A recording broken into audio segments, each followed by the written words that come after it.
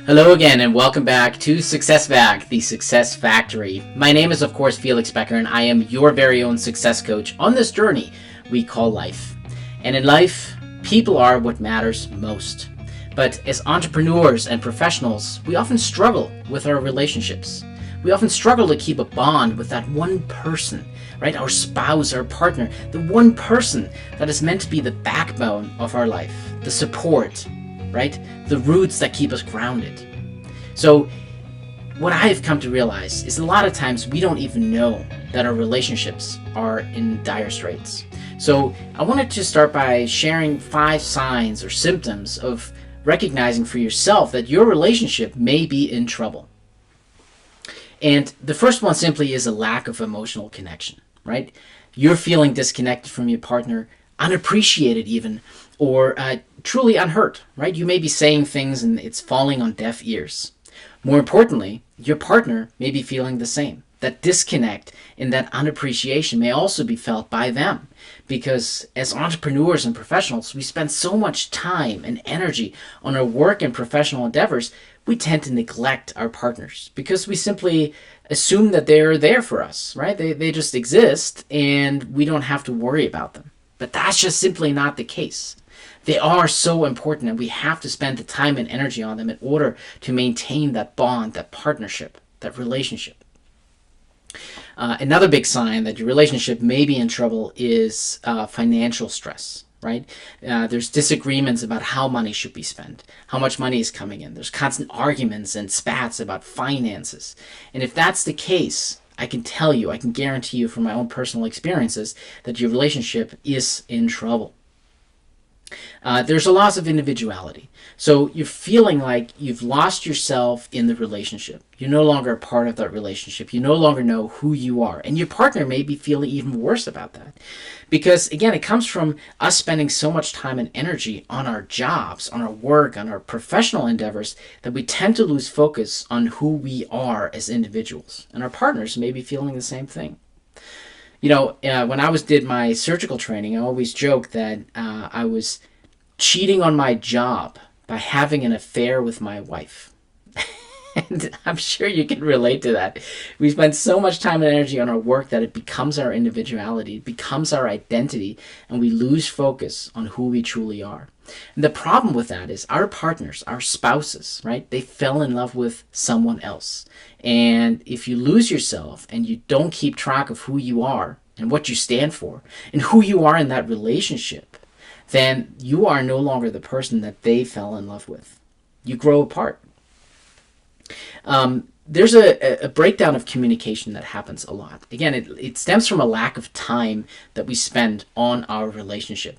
There's misunderstandings, right? Unmet expectations, and oftentimes really hurtful words that come about in these arguments, in these spats. And it doesn't need to be this way. It is really because our focus is somewhere else and not on the relationship. But that communication breakdown is a big sign that your relationship is in trouble. You cannot assume that your relationship is there for you all the time. It's not. Before you know it, it's gone if you don't spend the time and the energy on it. And finally, my 5th sign or symptom is lack of intimacy. Right? If you're feeling that disconnectedness or lack of interest even from your partner in that physical intimacy, that's a big sign that your relationship is in trouble. We are meant to be intimate with our partners. That is our biologic drive. And if that's missing, that's a big sign that your relationship is in trouble. So I already mentioned that as entrepreneurs and professionals, like doctors like myself, we spend so much time and energy on our professional endeavors that we tend to lose focus on the relationship. And that's really the root cause for all of this, for all of these relationship problems. But there's a little bit more that goes into that, right? So why is that? Well, for one, there's unrealistic expectations. Your partner may not understand everything that you're doing because it may not be the line of work that they're in.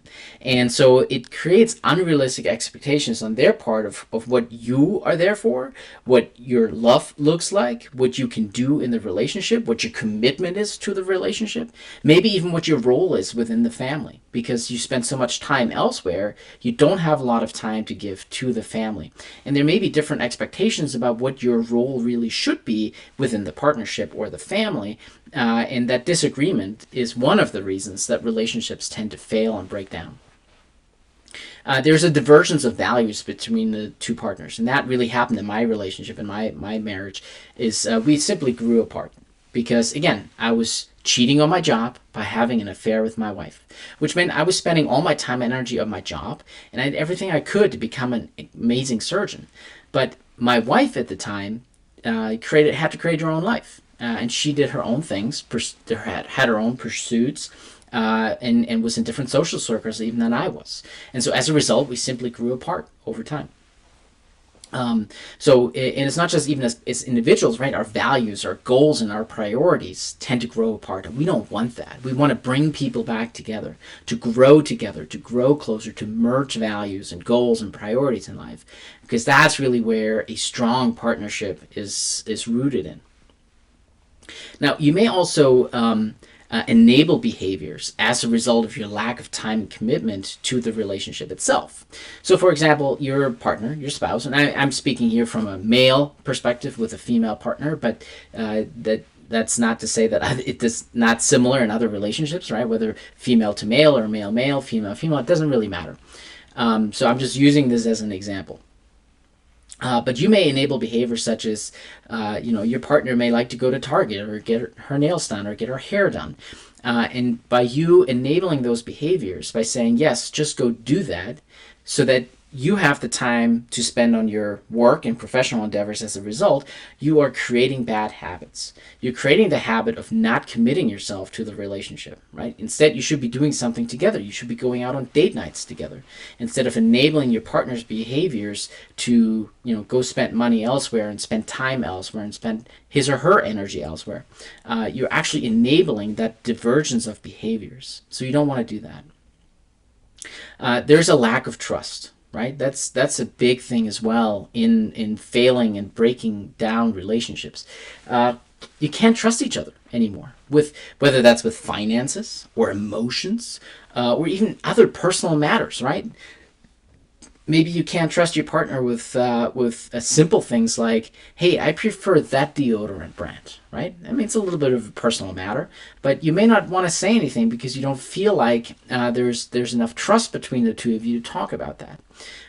You just silently brush your teeth at the end of the day next to each other at the sink, right? Without even looking at each other, smiling at each other, communicating in some way, shape, or form with each other. And then finally, neglecting personal growth, both for yourself as well as in your partner.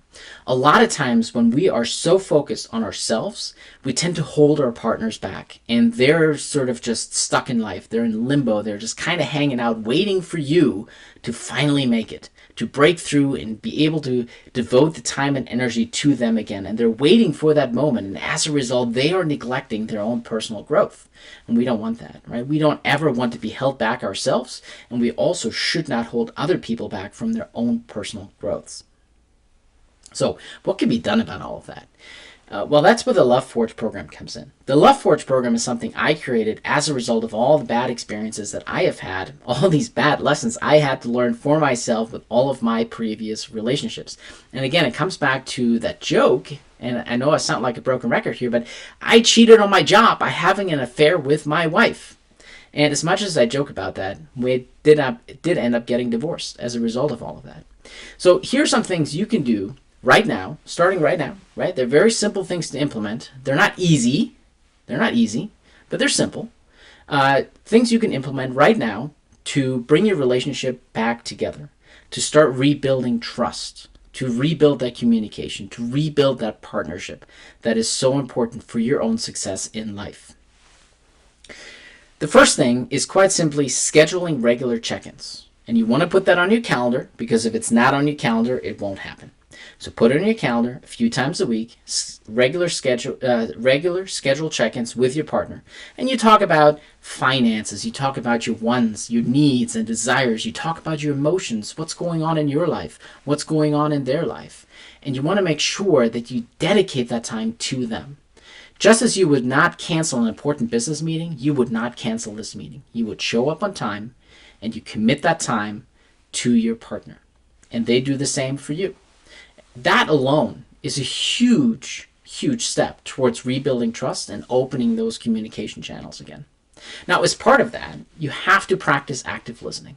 It's not just a matter of listening to your partner complain about everything that's happening in your lives and going, yeah, oh, that sounds good, yep, oh, that was bad, yeah, sure, right, yeah. See, that's not active listening. That's you being completely tuned out and everybody knows it. No. Active listening means you're not just listening to the words they're saying, you're also trying to figure out where they're coming from. What's their perspective? What has their experience been like? What if you were in their shoes? What if you saw the world through their eyes? Where are their feelings coming from? Why are they having these different emotions right now? And you want to ask clarifying questions, right? Throw things back at them. Hey, honey, I heard you say this. Is that true? Did I catch that right? That alone will rebuild trust, right? That is such a small little thing that you can do by providing that feedback that you're listening and paying attention and you care. The other part of active listening that I think is important as well is not just listening to their complaints and making sure you heard it all right, but also offering tenable solutions. Hey, honey, I heard you say this. Is that right? Yes, that's exactly what I mean. Okay, cool. So what if we did this instead? Would that help? And by doing that, you're not just showing that you're listening, that you heard what they had to say. No. You're also looking for solutions. And that is a big key of a partnership, right? Working together towards a common goal. As part of that communication and as part of that active listening, you need to throw in a discussion about finances, right? You have to talk about how much money is coming in and where you're spending it. That is so important. A lot of times, especially if we make a lot of money, we tend to just bring home money and the paychecks, and we're not the ones who get to spend it, right? Our partners are the ones that get to spend our money. Because we're so busy at work making more money, we don't have the time and energy to spend it. Just as much as we don't have the time and energy to spend on our relationship. And so that creates a lot of disconnect between people because you're the one out there working hard to make a lot of money, and your partner or spouse is the one who ultimately spends it. Again, it goes back to that enabling behaviors where you just throw money at the problem and it doesn't fix it. So you want to talk about your financial goals, right? Your perspectives, what your priorities are, what you're trying to accomplish together in life through your financial habits. You want to prioritize personal growth, both for yourself as well as your partner. And you want to talk about that in these communication sessions, right? What's important to you right now, honey? What do you want to work on? What are your goals, right? And it's not just about them, it's about you as well. You want to make sure you have time for yourself. Because if you only spend time at work and then time with your relationship, which is already struggling, where's the time for yourself? Where's your own personal growth? How are you pursuing your hobbies? We're not meant to live this life always working and grinding it out. That's not what we're designed for. We're actually designed to have fun in life. So you want to make sure that both you and your partner have time in your week to pursue personal interests, whether that's playing a round of golf, playing some tennis, going to an art show, right? It doesn't matter. But you want to make sure you have some time dedicated to just yourself. Now, this doesn't mean that I'm giving you permission to spend 80 hours at work and 20 hours working on your own hobbies, right?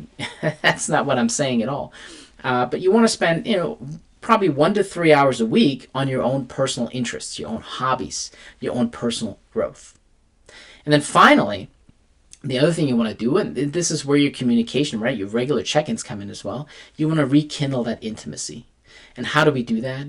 Quite simply scheduling date nights. And again, put it on your calendar, because if it's not on your calendar, it doesn't work. But you need one-on-one time with just you and your partner. No kids, no business, no distractions.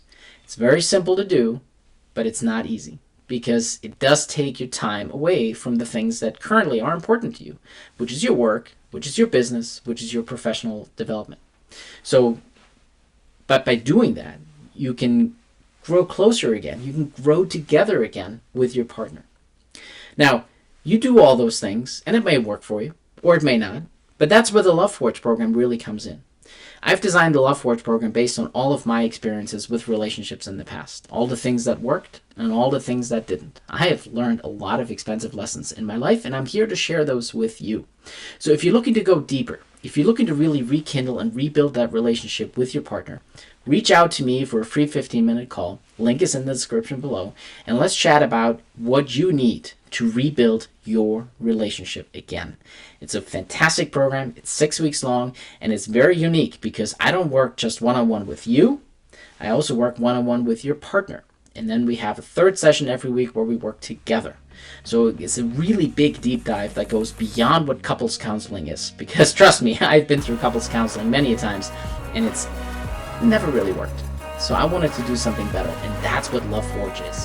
So if you want to find out, link is in the description below. There's more information on my website. And I wish you all the best of luck, my friend. Until next time. Ciao.